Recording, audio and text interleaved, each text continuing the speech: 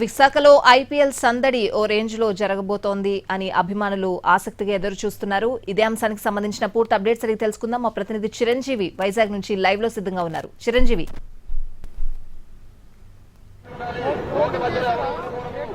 యశ్వాతి, ప్రస్తుతం అయితే Visakha ACA stadium వద్ద ఇంకా సందడి వాతావరణం నెలకొంది. ఈ రోజు ఢిల్లీ వర్సెస్ సన్ రైజర్స్ మధ్య ఒక హోరాహోరీ మ్యాచ్ జరగబోతుందని చెప్పి ఫ్యాన్స్ అంతా కూడా ఎంతో ఆసక్తిగా ఎదురు చూస్తున్న పరిస్థితి కనిపిస్తుంది. మరి కాసేపట్లో ఇరు జట్లు కూడా స్టేడియం వద్దకు చేరుకుని ఉన్నాయి. ఉదయం 10 గంటల నుంచి అభిమానులంతా కూడా తమ అభిమాన క్రికెటర్లను చూడడానికి భారీ ఎత్తున తరలి వచ్చినటువంటి పరిస్థితి అయితే మనకు కనిపిస్తుంది.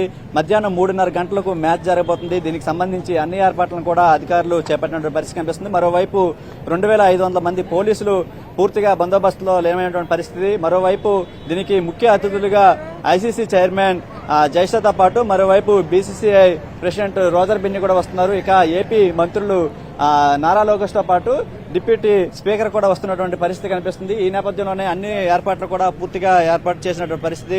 మరి చివరి మ్యాచ్ లో ఢిల్లీ మ్యాచ్ ఏదైతే హోమ్ గ్రౌండ్ గా ఉన్నటువంటి విశాఖలో ఢిల్లీ గెలిచి మంచి ఊపు మీద ఉండగా లాస్ట్ మ్యాచ్ లో సన్ రైజర్స్ ఓడిపోయింది. కాబట్టి ఈ మ్యాచ్ లో ఖచ్చితంగా గెలవాలని చెప్పి సన్ రైజర్స్ కూడా బలంగా ఉన్నటువంటి పరిస్థితి. అందరికంటే ఆకర్షంగా ఈసారి నితీష్ రెడ్డి, లోకల్ బాయ్ నితీష్ రెడ్డి కూడా సన్ రైజర్స్ ఆల్రౌండర్ ఈ మ్యాచ్ కి ప్రత్యేక ఆకర్షణగా నిలవనున్నాడు. ఎందుకంటే విశాఖ నుండే సన్ రైజర్స్ కి సెలెక్ట్ అయినటువంటి నితీష్ రెడ్డి ఈ మ్యాచ్ లో ఏ విధంగా మరి పెర్ఫామ్ చేస్తారు అనేది కూడా చూడాల్సి ఉంది. మరి కాసేపట్లో ఇరు జట్లు కూడా ఇక్కడికి రానున్నాయి.